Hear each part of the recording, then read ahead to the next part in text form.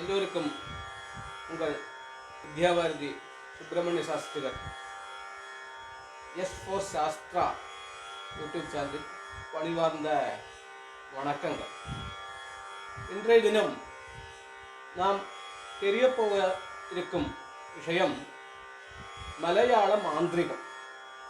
மலையாள மாந்திரிகம் என்பது என்ன, எதற்கு என்பதை இந்த பதிவின் மூலமாக உங்களுக்கு தெரியப்படுத்த இருக்கின்றேன். பொறுமையாக கேட்டு பயன்பெற்றுக் கொள்ளவும். கடைசியில் இந்த சேனலின் சப்ஸ்கிரைப் பட்டனை அமுத்தவும், அதே போன்று எல்லோருக்கும் பகிர்ந்து கொள்ளவும். வணக்கம். எல்லோருக்கும் வேத மாதாவின் அருள் கிடைக்க பிரார்த்தித்துக் கொண்டு ஆரம்பிப்போம்.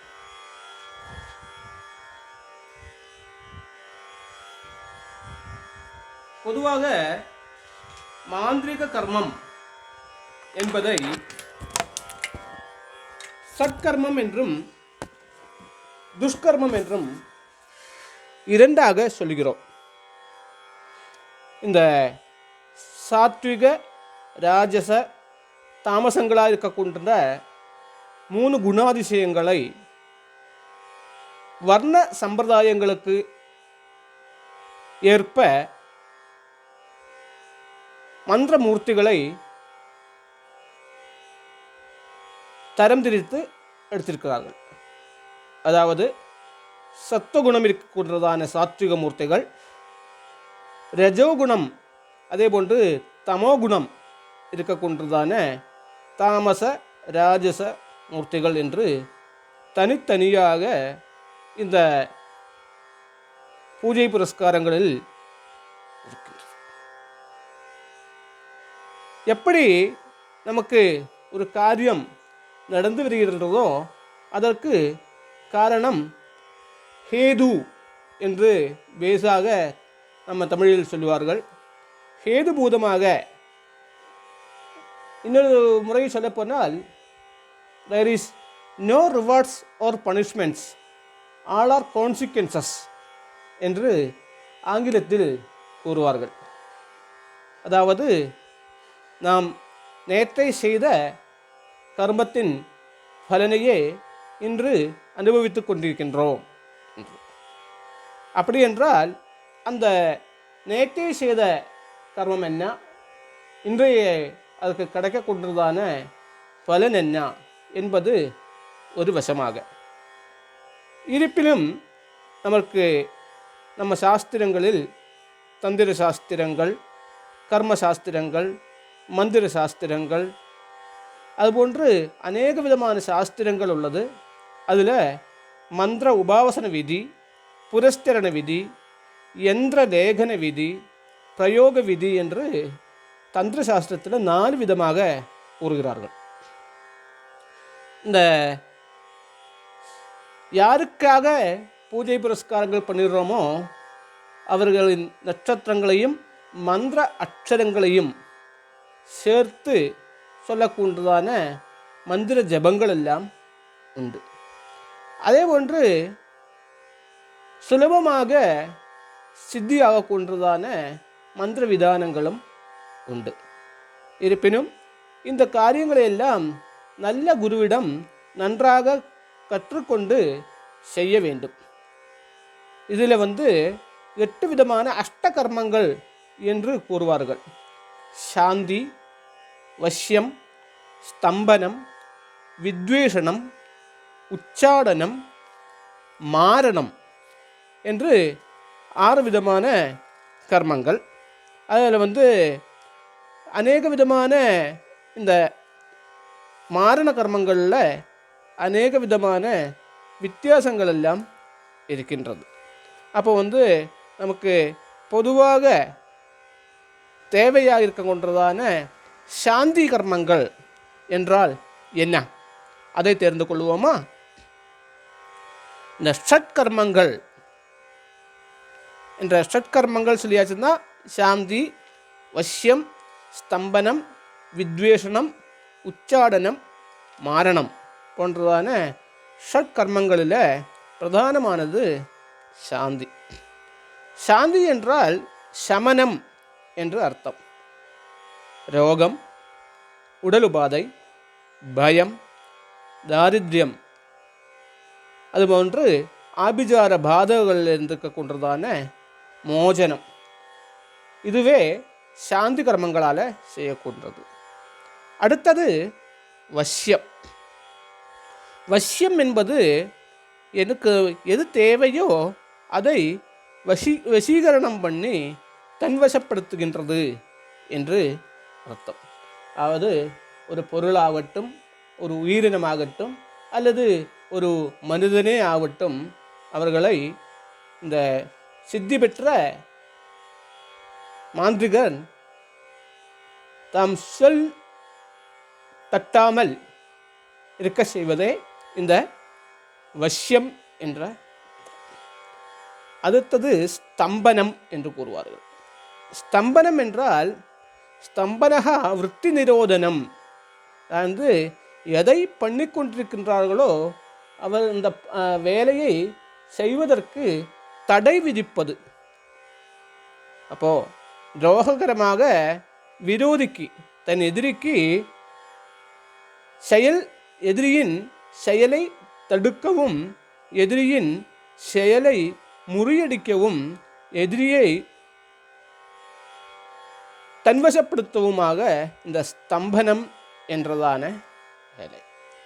இந்த துஷ்ட மிருகங்கள், பாம்புகள் இவையெல்லாம் கூட இந்த ஸ்தம்பனம் மூலமாக தன்வசப்படுத்த முடியும் என்கின்றது மாந்திரிக சாஸ்திரம். அடுத்தது வித்வேஷனம். அது சண்டை சச்சரவு உருவாக்குறது.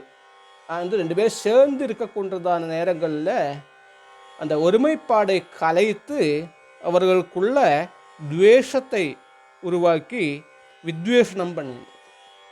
வித்வேஷனம் என்றால் சண்டை உண்டாக்குறது.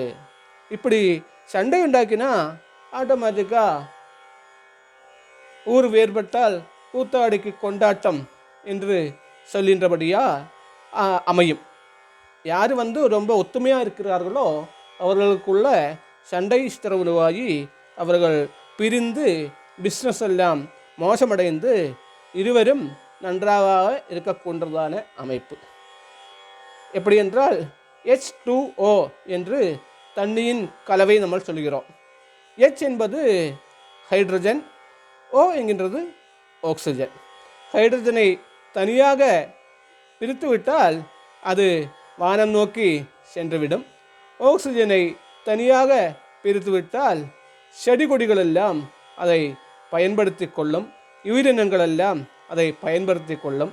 அதை ரெண்டுமே சேர்த்தால் மட்டுமே water is the elixir of life என்று சொல்லக்கூடியதான அமூல்யமான ஆபஹா சர்வாதேவாகா என்று வேதங்கள் சொல்லக்கூடியதான நீரின்றி அமையாது உலகு என்று திருவள்ளுவர் சொன்னபடியான தண்ணி உருவாகின்றது. எனவே வித்வேஷனம் பண்ணினால் இருவருக்கிடையே சண்டை சச்சரவு உருவாகும். இது ஒரு பாலாக இருந்தாலும் சரி, இருபாலாக இருந்தாலும் சரி. அடுத்தது உச்சாடனம். எங்கே இருக்கிறார்களோ அந்த இடத்திலிருந்து ஸ்தானச்சுதி என்று வடமொழியில் சொல்கிறார்கள். தன் இடத்துல இருக்கக்கூடியதான எங்கே இருக்கிறார்களோ அந்த இடத்துல அவர்களை இருக்க விடாமல் தடுக்கின்றது உச்சாடனம். அவர்கள் ஊரை விட்டு போகிறது, ஓடி போகிறது, அதே போன்று எல்லாத்தையும் விட்டு கொண்டு போகின்றது, அதே போன்று பயமுறுத்தி ஓட வைக்கின்றது அல்லது மிரட்டி ஓட வைக்கின்றது. இதெல்லாம் யார் பண்ணுகின்றார்கள் என்றே தெரியாத விஷயத்துக்கு இந்த இருக்கின்ற இடத்துல நிம்மதி இல்லாமல் இருக்கக்கூடியதான ஒரு அவஸ்தா விசேஷங்கள் உருவாக்கின்றது உச்சாடனம். அடுத்ததாக 6வது மாரணம். மாரணம் என்றால் மரண துல்லியம். அதாவது ஒரு விளையாட்டுக்காக போகின்றோம், அங்கே மரணம் என்றால் விளையாட்டில் தோல்வி. ஒரு லாட்ரி எடுக்கின்றோம், அது நமக்கு கிடைக்கவில்லை என்றால் அது மரணம். அதே போன்று பரீட்சை எழுதுகின்றோம், அதில் ஜெயிக்கவில்லை என்றால் அது மரணம். வயதான பிறகு உடலுக்கு சஞ்சலமற்ற நிலை உருவாகின்றதும் மரணம். அதாவது ஒரு ஒரு ஆகர்ஷணமாக அமைந்து அந்த சத்ருவின் புத்தியை எப்படி எனக்கு சத்ருவாக அமைகின்றானோ அந்த சத்ருவின் புத்தியை கணிப்பதே மரணம் என்று சொல்கிறார்கள். இது போன்ற ஆபிசாரமான விஷயங்கள் உச்சாரண மாரணங்கள் என்றெல்லாம் சொல்லுவார்கள். இதை நமக்கு அநேக காரியங்கள் தெரிவதற்கு உண்டு. இருப்பினும் இந்த 6 கர்மங்களால் நம்மளால் செய்யக்கூடியதான காயக்லேசம், உடல் கிளேசம், மனக்லேசம், இவை 2ஐயும் பரிகரிக்க முடியும். அதாவது யாருக்கு இந்த மந்திரங்கள் சாத்தியமாக சித்தியாக உள்ளதோ அவர்கள் நினைத்தால் என்ன வேணும்னா செய்ய முடியும் என்பதே இந்த மாந்திரிக கர்மங்களின் உள்ளடக்கம். இந்த மாந்திரிகங்கள் என்றால் அநேக விஷயமான காரியங்கள் உண்டு என்றிருந்தாலும் அதற்கு புரஸ்கரண விதி என்றெல்லாம் கூறுகிறார்கள். அதாவது எத்தனை தடவை ஜபம் பண்ணுறோமோ அதன் தசாம்ச ஹோமம், அந்த ஹோமம் எத்தனை தடவை பண்ணுகின்றோமோ அதன் தசாம்ச மார்ஜனம், அந்த மார்ஜனம் எத்தனை தடவை பண்ணுறோமோ அதனோடு 10 என்ற நிலைக்கு தத் தசாம்ச தர்ப்பணம், தர்ப்பணத்திற்கு தத் தசாம்ச போஜனம். அதாவது மார்ஜனம் பண்ணுகின்றது என்றால் அதே மந்திரத்தை வைத்துக்கொண்டு தளிப்பது, அதே தண்ணி தெளிப்பது.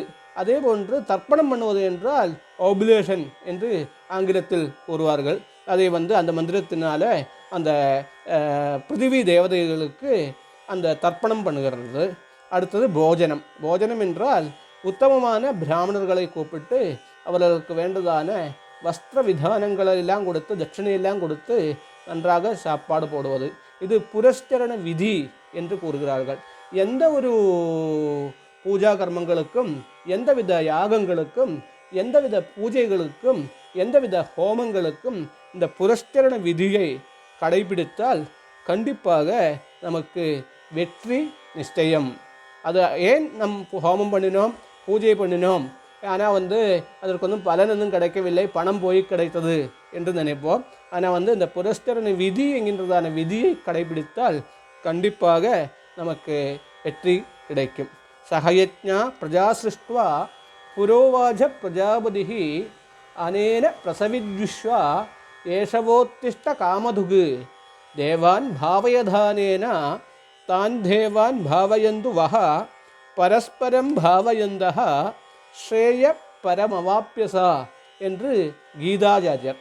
அதாவது இந்த மனித குலத்தை உருவாக்கும் பொழுதே எத்தனை மனிதர்கள் இருந்தார்களோ அவர்களுக்கு தகுந்ததான யஜ்ஞங்கள், யாகங்கள், ஹோமங்கள், விதயங்கள் இவையெல்லாம் உருவாக்கி மியூச்சுவல் அண்டர்ஸ்டாண்டிங்கில் தேவான் பாவயதானேனா இந்த பூஜா புரஸ்காரங்களால் தேவர்களை நீங்கள் அழைக்கவும், தான் தேவான் பாவயந்து வாஹா அந்த தேவர்கள் நம்மளை அவர்களின் நல்ல பார்வையாலே நம்மளை பார்க்கவும், பரஸ்பரம் பாவயந்தகா அப்புறம் பரஸ்பரமான ஒரு ஒத்துழைப்பு மூலமாக ஸ்ரேய பரமவாப்பியசா இவ்வுலகத்தில் இருக்கக்கொண்டதான அநேக விதமான ஐஸ்வர்யங்களை பெறுவாயாக என்று கீதாச்சாரியர் சொல்லுகின்றபடியால் கண்டிப்பாக இதற்கெல்லாம் அநேக சக்தி உண்டு என்பது கைகண்ட பலன். எனவே இந்த யூடியூப் சேனல் மூலமாக உங்களுக்கு எல்லாம் தெரியப்படுத்துகின்றது என்னவென்றால், ஒவ்வொரு நாளைக்கு ஒவ்வொரு மந்திரங்கள் எப்படி ஜெபிக்க வேண்டும், எப்படி ஹோமங்கள் செய்ய வேண்டும், எப்படி ஆச்சரிக்க வேண்டும், என்னென்ன விரத விதானங்களை கடைபிடிக்க வேண்டும், எந்த விதமான ஆடை ஆபரணங்களை தரிக்க வேண்டும், எந்த விதமான பழக்கங்களை சாப்பாட்டு பழக்கங்களை நிவர்த்திக்க வேண்டும், எந்த விதமான நித்திய உபாசனைகளை செய்ய வேண்டும் என்றால் சித்தி என்பது கிடைக்கும். எல்லோருக்கும் அந்த மந்திர சித்தி கிடைக்கட்டும், எல்லோருக்கும் நன்மை உருவாகட்டும். இந்த யூடியூப் சேனல் உங்களுக்கு பிடித்திருந்தால் எஸ் ஃபார் சாஸ்திரா என்கின்றதான இந்த யூடியூப் சேனலை சப்ஸ்கிரைப் பண்ணவும், அதே போன்று எல்லோருக்கும் ஷேர் பண்ணவும் செய்யவும். அநேக விதமான காரியங்கள், மந்திர சாஸ்திரம், தந்திர சாஸ்திரம், வேத சாஸ்திரம், யோக சாஸ்திரம், நாட்டிய சாஸ்திரம், காமசாஸ்திரம், அதுபோன்று பல விதமான காரியங்களை இந்த சேனல் மூலமாக தமிழ் உள்ளங்களுக்கு சொல்ல இருக்கின்றேன். நான் பன்மொழி புலவர் என்பது உங்களுக்கு எல்லாம் தெரியும். அதாவது மலையாளம், தமிழ், இங்கிலீஷ், ஹிந்தி, சமஸ்கிருதம் என்று 5 மொழிகள் சரளமாக கையாளக்கூடுகின்ற நான் தமிழ் உள்ளங்களுக்கு, ஏனென்றால் நான் தமிழ் அந்தனர் என்ற காரணத்தினால் நான் 4 தமிழ்